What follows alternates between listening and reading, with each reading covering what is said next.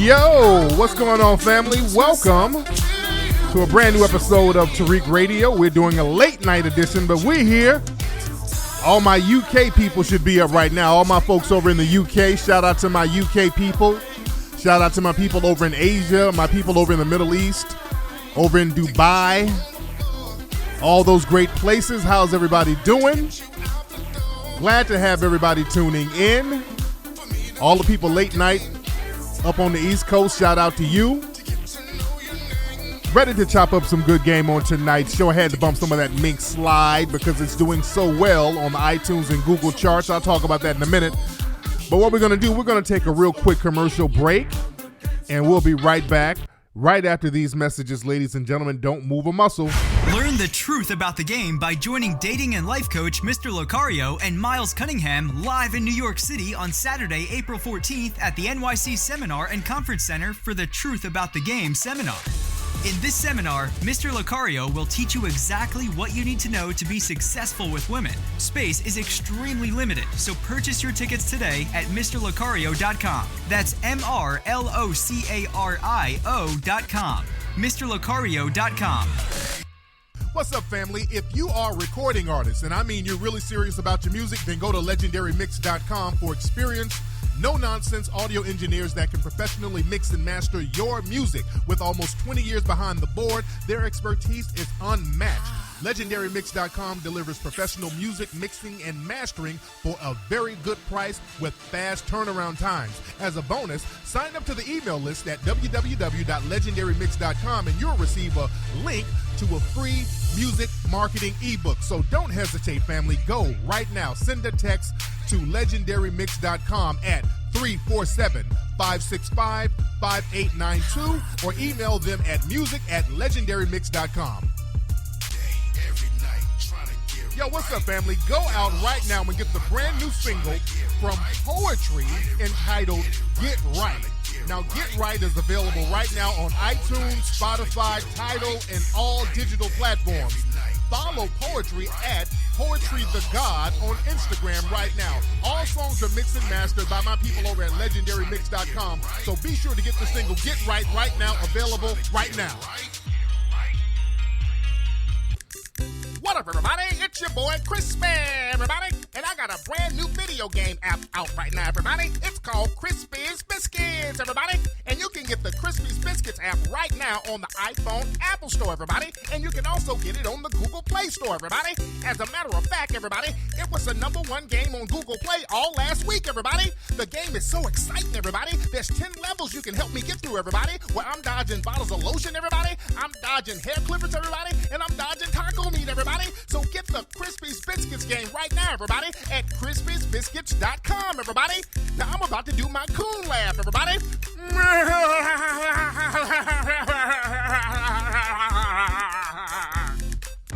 The most intense new video game app has now arrived. A medieval kingdom has been plagued with chaos and disorder. An evil force has dominated the land. And now it is up to the bravest knights to fight back the demonic forces and bring justice to the kingdom of the Moors. Play the newest, most exciting battle fight game app ever, Moorish Kingdom. Available at moorishkingdom.com. You're now tuning into the King of Game, Tariq Elite, on Tariq Elite Radio.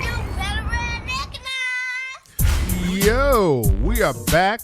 We are back right here on Tariq Radio. Glad to have the family tuning in. How are you guys tonight? By the way, you guys can get Hidden Colors 1, 2, 3, and 4 at hiddencolorsfilm.com. And you can get the movie 1804 at 1804movie.com, ladies and gentlemen. If you don't have the movie 1804, some of the best, most well-respected and critically acclaimed documentaries in the game and all that good stuff.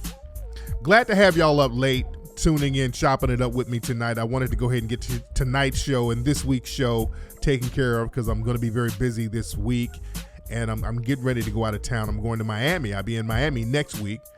We're going to be scouting some locations out there for a new film we're going to shoot out there. This is going to be a narrative film, meaning a scripted film, a crime drama. So we're going to be shooting that out there pretty soon. And there's a part of Miami, in the Miami Gardens area, they gave us the green light. We can film out there. So we're going to scout and check out the locations, and I'm going to be down there. And also I'm going to be doing some radio promotions for my group, Mink Slide. I played some of that earlier. And let me say this to the Melanoid family.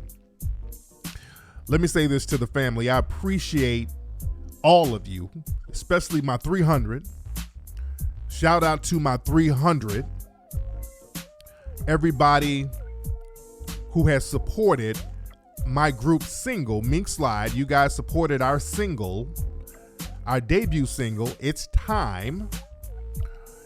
It officially came out Monday. Not even Monday. Tuesday. It came out yesterday. It officially came out yesterday. It just, the song is just killing the game. It feels like it's been out longer, but no, it officially came out yesterday. And the song debuted on the iTunes charts in the top 10. On R&B singles, the song debuted in the top 10 on the R&B charts. Shout out to everybody who helped make that happen. And right now on the Google charts, right now, I'm looking at that now, and we're in the top 20 right now of best-selling R&B singles on Google Play right now. We're in the top 20. And we're going neck and neck with the majors. We're like the only independent record. We're going neck and neck. Well, like Bruno Mars, definitely. Bruno Mars has like about 4 or 5 top-selling singles in the R&B category. He's killing the game. But we're going up against Bruno Mars, Post Malone, Childish Gambino, Janelle Monáe, Tank, this brother named Khalid, not Khalid Muhammad, but Khalid, John Legend, Bruno Mars, and then us, and then The Weeknd, and we're going against the heavyweights. So I like to thank the 300 for making this happen. Shout out to Luna Star. I see you, beloved. She put some on the Melanoid Ministries. Much respect to you, Luna. I love it. There's a blessing with your name on it, Luna. And this is, family, this is why you can't worry about hate niggas. Look, when we put the single out, when we put the video out, it was a shitstorm of hate niggas and coons. I played past that. I played past all that. Don't stop what you're doing because of hate niggas and coons. They always gonna be hate niggas and coons. That's gonna happen. You don't stop what you're doing. You don't let them coons ruffle you. You don't let them ruffle you. You keep doing what you do. This single is rising. Our single is rising. All the haters who is talking greasy, our single is rising. Our single is sitting right up there with all the major shit right now. And it's doing great overseas. That's another reason why the song is as popular as it is. And we haven't gotten any significant radio play. We've had some mix show DJs spin the song, and shout out to those brothers. Shout out to the mix show DJs, but we haven't gotten any radio play like that. This is all grassroots. So that's why we had to come correct with some fly shit. Shout out to London. I know a lot of my London people are up now. All my London folks get it. And again, everybody else, man, let's get this thing to number 1. Everybody, if you got iTunes, if you got Google Play, get it. Go get it tonight. It's only $1. Also, spin it on Tidal. If you got Tidal, it's on Tidal. It's on Spotify. Spin it. Play that shit all day. You dig? But much respect to the family. This just shows we don't have to go to the major corporations to get anything popping. We don't have to get approval from nobody to get it popping. Anytime we want to do something, we think that we have to get approval from those in the dominant society. And also we think we got to worry about what the coons are going to say, the minions of white supremacy. Fuck all of them and do you. Whatever you want to do, go out there and do that shit. Let me tell you something, family. I'm going to give y'all some positive affirmations here.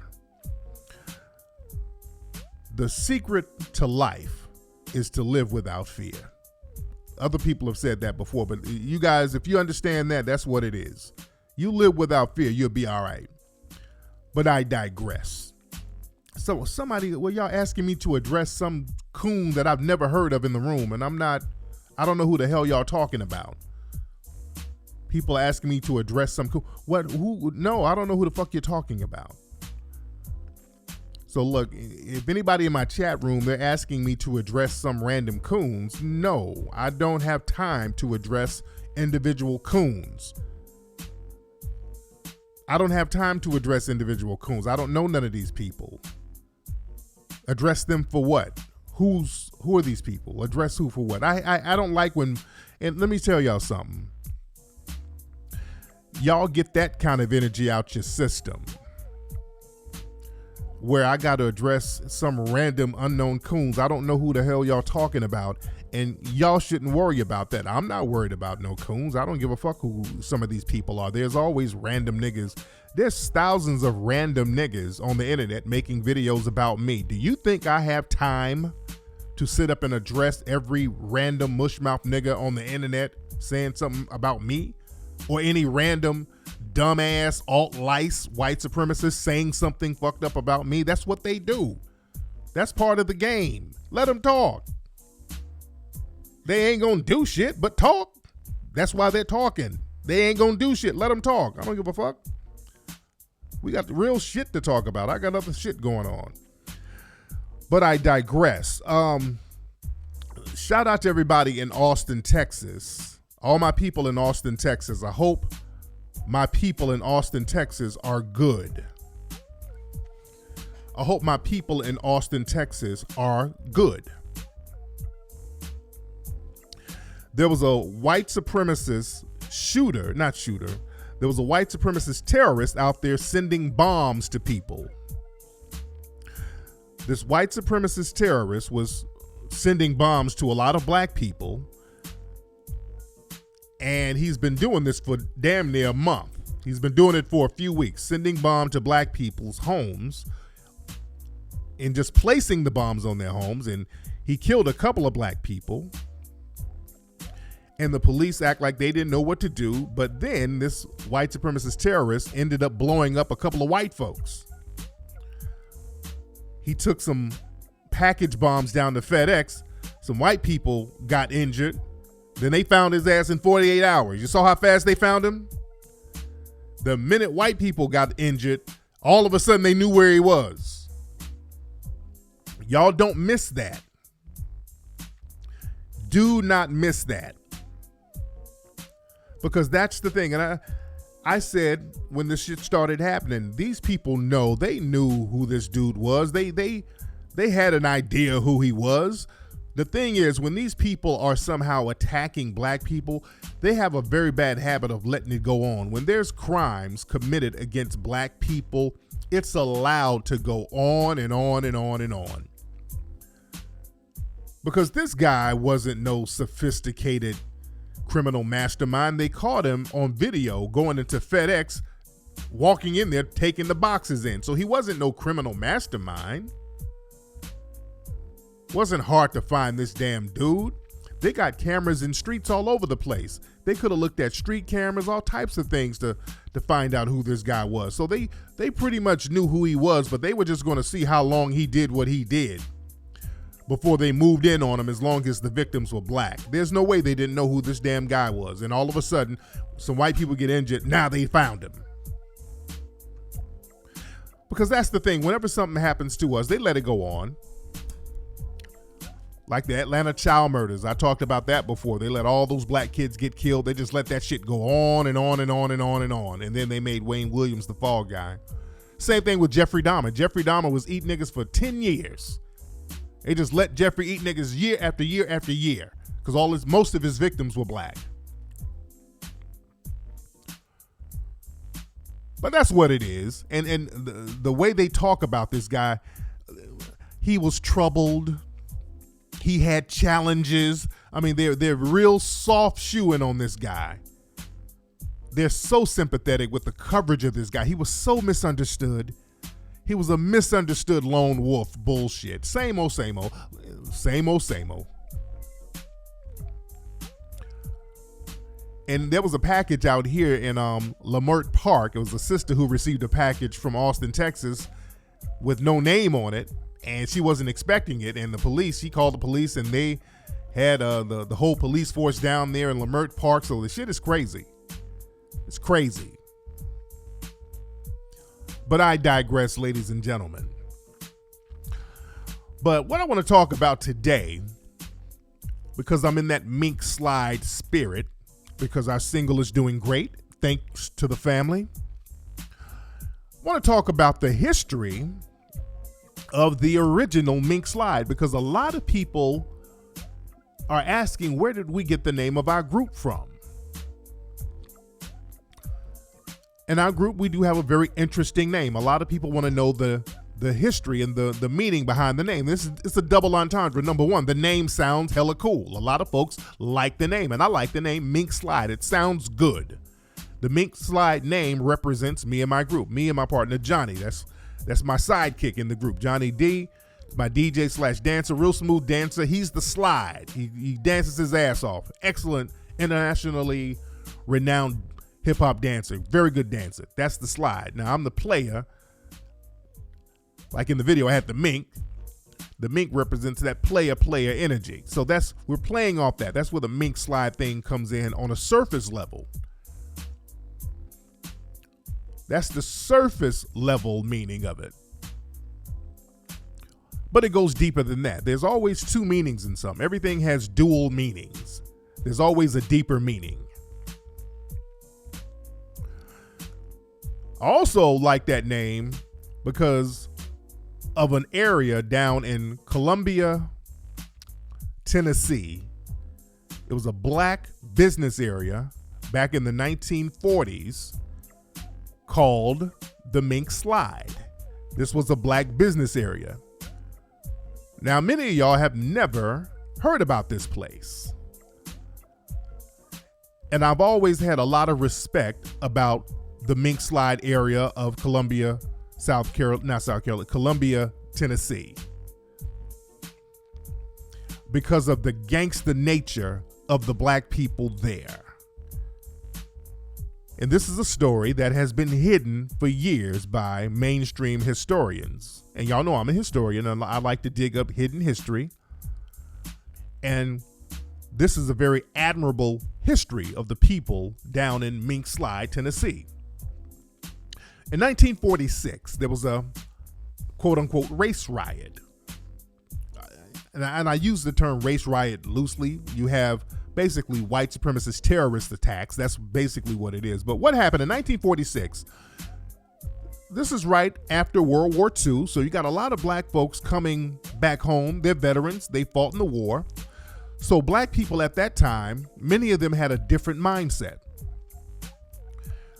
They came back over here from fighting in the war, and all black people were not on that subservient yassa boss, yassa sud. They weren't all on that bullshit. Black people had a strict code of conduct in many places. Many black folks were not on that coonery. And a lot of black people were standing up for themselves. And whenever black people stand up for themselves, you don't hear about that. So down here in Columbia, Tennessee, there was an incident with a veteran and him and his mother. He was a black man. There was a black man, black woman, him and his mother. They were at a radio shop. It was a radio shop where the mother wanted to get her radio fixed. And you know how the white supremacists are. It was a white-owned shop. And they were being real janky with her. They were trying to raise the price and just being real funny style about this woman's radio. And they made her pay extra money to get the radio back because they sold the radio to somebody. So they were really jerking the sister around like they jerked around a lot of black folks. And they were not doing square business. And so the sister went and got her son because they were jerking the woman around about her radio, and they weren't going to give her money back. So she went and got her son, and the son went to the shop. And again, the son is a veteran. This black man, he's a veteran. So they were arguing.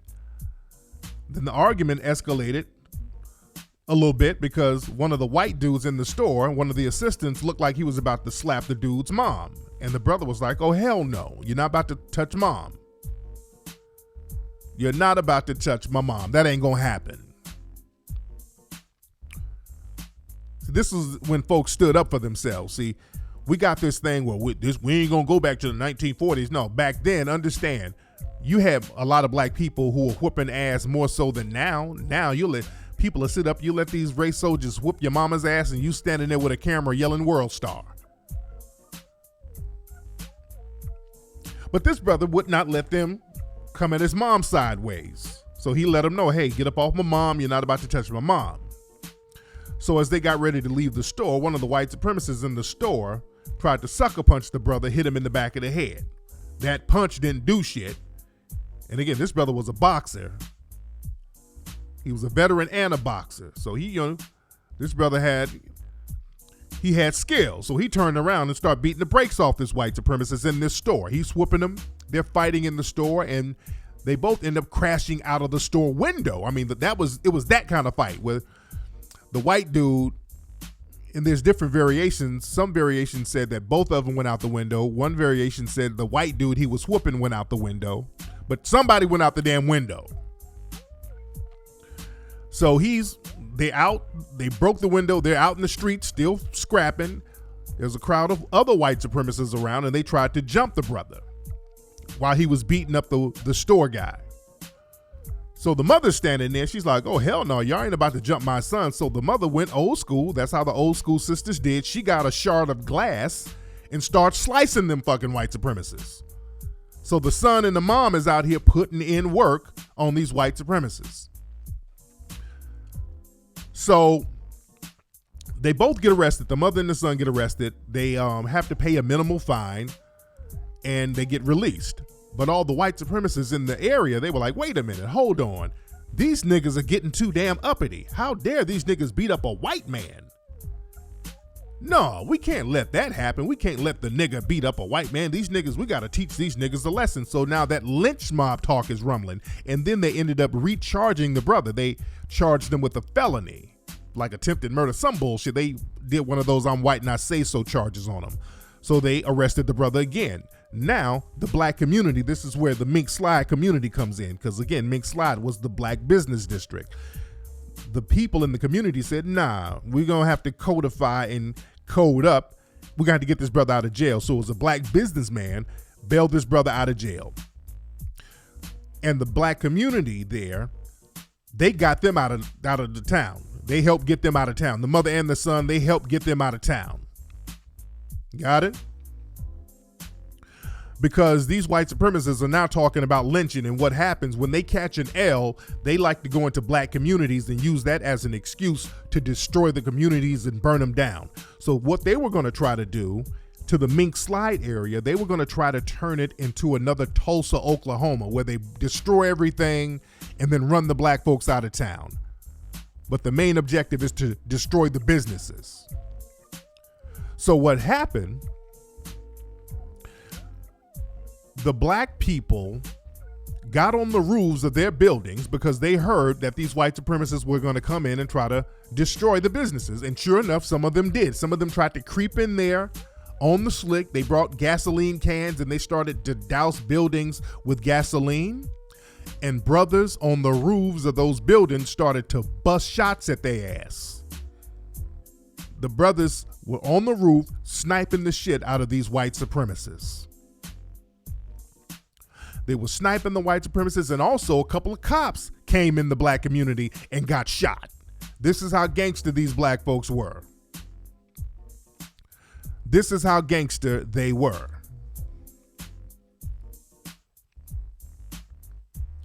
So now, other white supremacists came in there trying to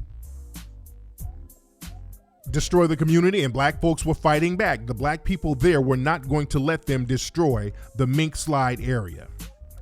They were just not going to let them do it, because understand, these black folks were just over there in Germany fighting Hitler and the Nazis. They were over there fighting the Nazis, so they weren't going to let these white supremacists over here come at them sideways. So they're like, we'll fight the white supremacists in Germany. We'll fight the white supremacists over here too. So they got them off them. They had to call the National Guard the next day because the local white supremacists could not handle those black folks fighting them off. Black folks stood their ground. They did not let them come in there and destroy their communities. So they called the National Guard. They ended up the next day, I think it was the next day, they arrested a whole bunch of black folks and they charged about 25 black people, with attempted murder, all types of I'm white and I say so charges. They put a bunch of I'm white and I say so charges on the black people there. So somebody made a call to the NAACP. And the NAACP, they sent some of the top black lawyers down there to defend them. So they send the brothers down there to defend these guys, and these were some top-notch lawyers. They knew how to make sure that the jury didn't have a bunch of Klansmen on them. They were striking jurors, so they knew how to really get as fair of a jury pool as possible. So they sent some thorough lawyers down there, and they were arguing the case, and they were really putting in good work. And this was making the white supremacists, they were really, really mad. So then 23 of the guys were found not guilty. So it was just 2 left. And then the 2 brothers who were left, they sent Thurgood Marshall down there. Thurgood Marshall, he was with the NAACP, and Thurgood Marshall ended up becoming a Supreme Court justice. Okay, so Thurgood Marshall, this was before he became a Supreme Court justice, but he was very well known. He was very well respected. He was a lawyer. So Thurgood Marshall goes down there. He argues the case. I mean, he's brilliant. He's spitting. And the law enforcement there in the community there, they're really upset now because they don't like when black lawyers come in there and make the community look bad, make the white community look bad. Just like with Johnny Cochran and the OJ thing.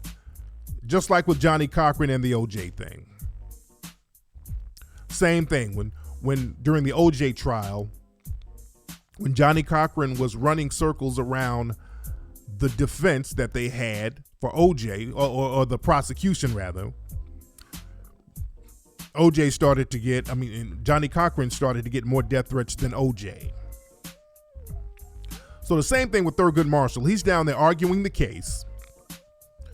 And while he was down there, Thurgood Marshall was with another white gentleman named Harry Raymond. And the police, some plainclothes cops, pulled Thurgood Marshall and Harry Raymond over. So they got Thurgood Marshall and got him out the car and said, hey, get in this other car. We're taking you downtown. We're taking you to the station because you look like you're driving drunk. They made up some I'm white and I say so things on him too. They did the whole I'm white and I say so. So they started driving off with Thurgood Marshall. Now, the white guy, Harry Raymond, who was with Thurgood Marshall, he was like, hey, where are they going? Because they were going the opposite way. They weren't going into town. They were going towards the woods. So the white guy was following them in the other car. He was following them. Like, where the hell are they taking Thurgood? So they're taking him in the woods because what they're going to do, they're about to lynch Thurgood Marshall. They're about to lynch the shit out of Thurgood Marshall.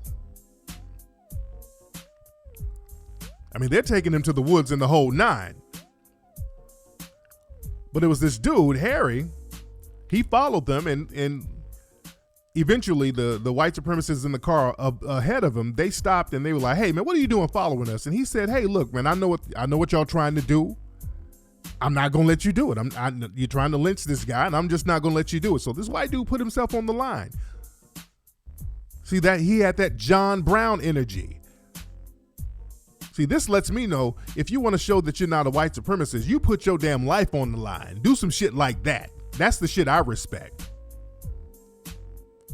That's what I respect. And that dude, Harry Raymond, he thwarted, and this Harry Raymond's a white dude, he thwarted the lynching attempt on Thurgood Marshall because they were going to put his ass up in a tree. So they let him go, and basically that story and the whole thing about the Mink Slide riots, that's been buried. Because they don't like to talk about how black people stood up for themselves and said, no, you're not going to lynch us. We're not going to let you kill us. We're not going to let you disrespect us.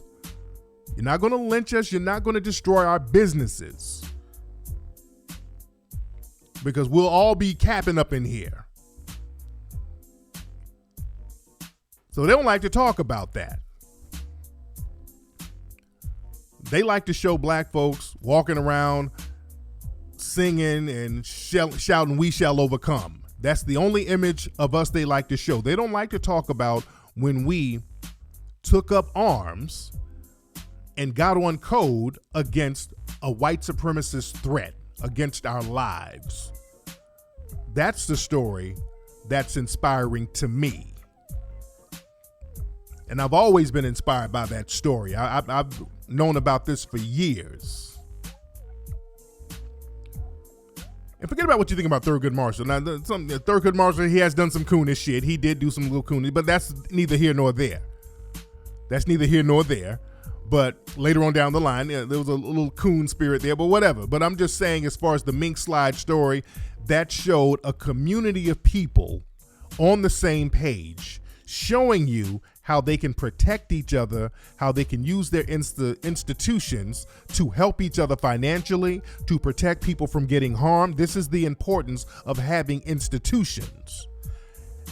And because they had institutions, you couldn't have no little bitch ass snitch niggas talking about, hey, I know where they is. I'll show you where to find them. You couldn't have that. You didn't have all that. You didn't have that at all. So I'm very inspired by that. And this is why we need to know about these forms of history so we can keep speaking that name and speaking that energy into a new generation. That's why I like bringing up, that's why I did the movie about the Haitian Revolution, bringing up those African deities like Ogun. We're introducing a whole new generation to Ogun and Papa Legba and all of these deities that we gain strength from.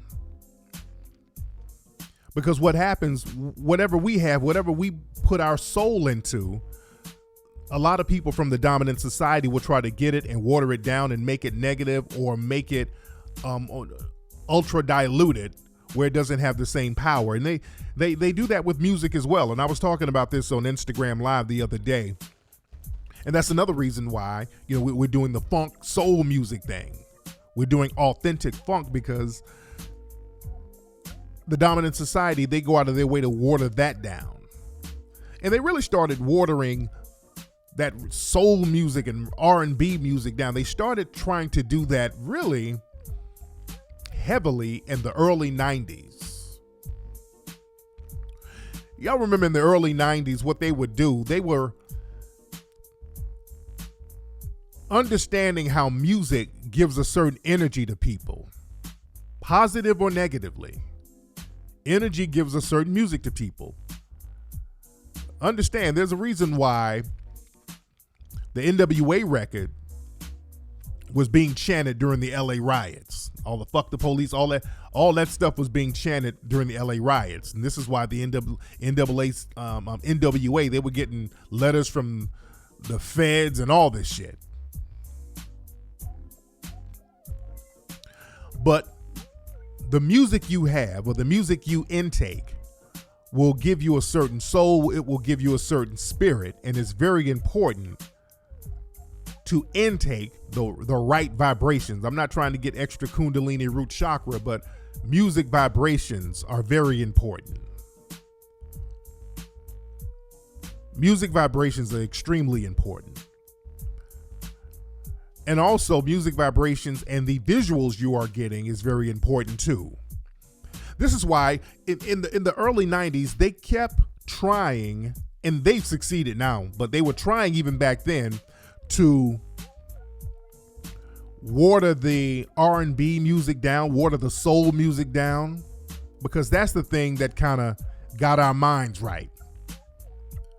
That soul music, that funk music. that got our minds right. When what's that in the show, the movie Barbershop? I can't think if it was Barbershop 1, 2, or 3, but there was a scene where everybody was arguing in the barbershop. They were arguing in the barbershop, and what happened? Somebody put on some Marvin Gaye, Got to Give It Up. Then everybody just started dancing. Everybody got on the same page. Everybody put their bullshit away and just started grooving. See, that's what a lot of that soul funk music would do. That shit would just put everybody in a mindset where let's just put all our bullshit aside and just chill and kick it. That music would make you put the bullshit away. That music would make you just kind of put your differences aside and just vibe. You understand? And those soul music fests, I grew up in a time where they would have those R&B soul music fests, and you would just have a bunch of black folks getting together, having a good time. Nobody was fighting and all that old bullshit. The fight started with when the music vibration changed, when they started having the rap concerts, and I'm not shitting on rap, but certain rap concerts with certain energy in it, when the energy became more hostile, that's when we start seeing all the fights. But the thing is, when you have certain music energy, that creates a vibe with the people. So again, they started to water that down in the early 90s. They wanted to moisten it up a little bit. This is why they would get moist groups to lip sync soul singers. That was very heavy in the early 90s with groups like Black Box, CNC Music Factory, Milli Vanilli. See, they were figuring out a way to make the music more diluted and moist then. What they did, they got a bunch of soul singers and got some real weird German dudes with some individual braids and had them lip sync the records. It was real weird. That's why black people never really gravitated towards Milli Vanilli, because they were trying to switch up the R&B then. They were trying to redefine what R&B was. Black folks did, and Milli Vanilli was huge, but black folks knew something was wrong with this shit. Black people knew it was something wrong with this. I don't know what the fuck this is, but something ain't right with this. We used to clown Milli Vanilli. Arsenio used to clown Milli Vanilli all day. And I'm not trying to, because one of the brothers died. He committed suicide. And now he's the black person. You know, I'm not trying to shit on the brother, but those were some weird fucking dudes. There was some weird goddamn dudes back then. And white people loved the fuck out of them. They loved them. Them dudes went quadruple platinum. They had to give their Grammy up. They won Grammys, the whole shit, and they had to give the Grammys up because they weren't really singing. It was a whole big scandal.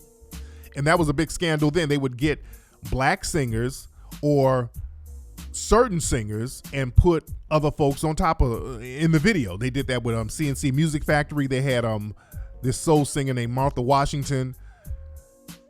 And CNC Music Factory was really, it was two gay dudes. It was a black gay dude and a white gay dude. And I think both of them died of AIDS. But they got like this model to lip sync the shit. And then they got this kind of fake Ice-T looking dude named Freedom who sounded like Ice-T, and he would do these moist dances. And I'm not shitting on Freedom. Freedom, he's like whatever, but he was basically like an Ice-T sounding dude. And again, they were trying to water the shit down. And then they got like Mark Wahlberg's little suspected ass, and he had the Funky Bunch, and they had a sister singing some soul on his Good Vibrations record. He had a record called Good Vibrations where he's rapping and this sister singing soul. So they were doing it then. They were putting the bullshit out then. We were rejecting it as a black culture. We rejected that. Black folks never gravitated towards that Marky Mark bullshit. We never gravitated towards that. Never did. Because see, we knew enough back then to reject bullshit. We knew, like, okay, that's cool for over there, but that ain't what we're doing. We wouldn't accept it as our shit because they were always trying to redefine that shit as R&B, and we were like, no, No, that's not. That's something else. But good try, though. Nice little cut. If I'm in an elevator and y'all playing that bullshit, I'm not mad at you, but that's not what we're doing over here. We knew. And even with rap, they tried to do the same thing with rap. With Vanilla Ice, they kept calling him the king of rap, and the rap community, the real hip-hop community, said, no, get that bullshit out of here. That's cool for over there, but that's not what we're doing over here. That's why Vanilla Ice got his ass hung out of a damn hotel balcony and had to give up that publishing because some real black folks got in his ass.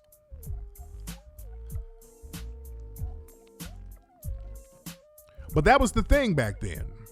They would try to give you a certain, that familiar soul sound, but they wanted to put another visual in front of you. They wanted you to see something else while you heard this sound, because they've always planned on ushering when they could find somebody who could match the sound and the visual. They've always looked for the great white hope or the great moist hope. They've always looked for that. They've always been looking for a Justin Timberlake or Robin Thicke. They've always looked for that. And they got him now. They got him now. They've always tried to slip these little vultures in our mix. They've always tried to do that. They've always tried to give us these little bullshit Miley Cyruses. Back then, we were coded up enough to reject that. Now, little funky ass Miley Cyrus can come around us, shit on hip hop, try to go pop, get shitted on by the pop crowd, and then come back and we'll welcome her with open arms. That's how silly we are now and how uncoded we are. And this is how coonified we are now. Because Miley Cyrus, she shitted on hip hop like I told y'all she would. I told y'all years ago, this whole bad girl bullshit she's doing. This is just it's a game. She's about to try to shed her good girl image and she's going to flip. Sure enough, she flipped and distanced herself from hip hop. And hip hop was so bad. It was a bad influence. And she tried to go back lily white pop. That didn't work. So now she's twerking again. And we'll welcome her ass with open arms. You dig?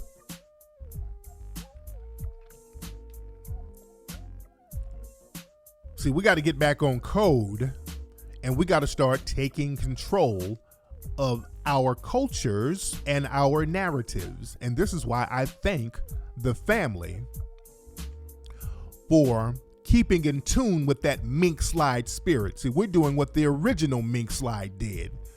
We stay on code. We protect our culture. We protect what is ours. And white people who respect that and who challenge systematic racism, they are welcome to join us. You understand? Because let's go to hip hop. When people talk about hip hop and they talk about the 5 elements of hip hop, some people say there's 6. I say there's 7. In hip hop, the culture of hip hop, you have breakdancing, which is b-boying. You have DJing, MCing, graffitiing. Some people say beatboxing. That's part of the hip hop culture, beatboxing, which many people don't beatbox no more, but they still consider that part of the culture. Another one, which my brother KRS-One pointed out, fashion, hip hop fashion, that's a part of the culture within itself. Hip hop has a defined fashion. And also another element of hip hop that is always overlooked, a consciousness of challenging white supremacy. That's always been in hip hop. By definition, that was the reason hip hop got started, as a direct challenge to the way systematic white supremacy disenfranchised the blacks down in the South Bronx. There's always been a consciousness against white supremacy in hip hop. Look at the early pioneers. Hell, Africa Bambaataa. There was always this connection to African culture. When you look at some of the early greats, Melly Mel had one of the best conscious records ever. The Message, Don't Push Me Because I'm Close to the Edge, one of the best conscious records ever. So there's always been a consciousness against systematic white supremacy, always. Because hip-hop, by definition, it was a counterculture to the disenfranchisement of systematic white supremacy. The brothers couldn't get in those white clubs in Manhattan, so they had to get their groove on in the park. The brothers couldn't go to private schools and get those music lessons no more where the white kids could get them. So the brothers would get two turntables and create music from that, or create music with their mouths, just beatbox. You understand? There's always been this answer to white supremacy.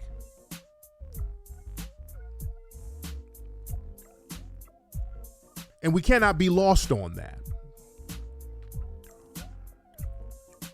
And this is why, again, I appreciate the history of Mink Slide. And I like to speak that name now. So when we have our group, Mink Slide, our group is rising through the ranks. The name of the group is Rising Through the Ranks. And now the name of our group is resonating around the world. And people are not only grooving to our song, they're learning a part of history that was hidden, because whenever people look up our group, you still learn about the history of the original Mink Slide. And there's always been that consciousness in R&B. You know, the Gap Band, Charlie Wilson's early group, the Gap Band, they were named after the Tulsa riots. GAP stands for Greenwood, Archer, and Pine. That was the street of the Tulsa, Oklahoma Black Business District. So there's always been a consciousness in many R&B performers as well. But you got to know how to codify it and put it on out there and get that knowledge out there in a way that ain't going to come across extra preachy sometimes. You understand? But I digress, ladies and gentlemen. Anyway, family, if you do not have the Mink Slide single, the hottest single in the game right now, it's neck and neck with major label singles. If you don't have it, I advise everybody, go right now to iTunes, purchase your single. It's only $1. Go to Google Play, get yours. It's only 99 cents on Google Play.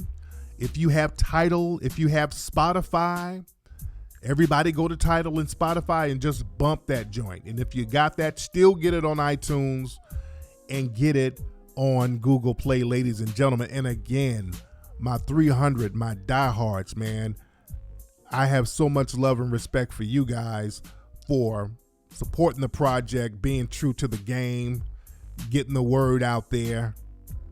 I'm proud of you. I want to keep that momentum up. Man, we're working on the album now. I brought some brothers and sisters in called the Apex from Atlanta. They're a funk group, a husband and wife couple, man. Very underrated. And I'm putting them on our album. Man, we were cooking up some hot shit in the studio today. We were cooking it up heavy today. And that's the thing. With this album project, we're going to put a lot of other people on. There's a lot of talented people out here. And I want to help create avenues for them too.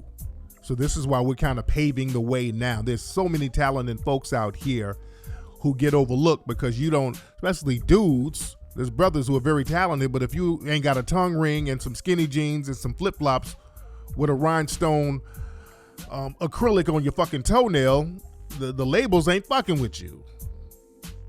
So we want to create some avenues for players and some ladies out there who can sing, and I'm creating avenues. We're getting this shit popping. We're getting it popping on our own terms. I love that. I love when we do stuff on our own terms and it pops. That's why I love the Hidden Colors series. We did something on our own terms and it popped off. And when I started doing apps, we did video apps on our own terms. They all went to the #1 spot. They popped off. We did a music single on our own terms, a whole different style, the whole shebang, put it out on our own terms, didn't get permission, and the shit shot to the top 10. We got to stay focused, family. I want to show y'all the blueprint on staying focused and being thorough. If you are thorough in anything you do and you stay focused, fuck a hater, fuck a white supremacist, fuck a coon, ain't nobody gonna stop you. If you stay focused and you stay thorough and you put your soul in something, you gonna be all right for life. Always understand that. Anyway, y'all, I'm up out of here, man. I respect y'all for staying up this late. It's a gang of y'all up this late, man. Y'all get y'all ass to sleep before y'all go to work late tomorrow. And then the white supremacists be complaining about your ass. Darnisha, you have bags under your eyes. Are you doing drugs off work hours? You know, they'll start accusing you of being on the pipe. You dig? Anyway, wait, Sarita said, get your wife to do your nails. Sarita, you talking to me? I'm looking at the chat room. What are y'all talking about in there? Somebody's talking about get my wife to do my nails. Is she talking about me? What y'all talking about in the chat room over here? Anyway, y'all, let me get up out of here. Y'all talking crazy. All right, man. Everybody right now, who's in Zimbabwe? Shout out to Zimbabwe. I got some folks over there in Zimbabwe. Much love to Zimbabwe. I'm getting a house in Zimbabwe. That is one of my plans. I plan on getting a house in Zimbabwe. I love Zimbabwe. Again, I'm going to be in Miami next week. All my Miami people hit me up. All my radio DJs in Miami hit me up. Let me know what's going on so I can chop up game with you. All right, family. Y'all be good. I will holler at you on Ustream this Sunday. All right? Y'all be good.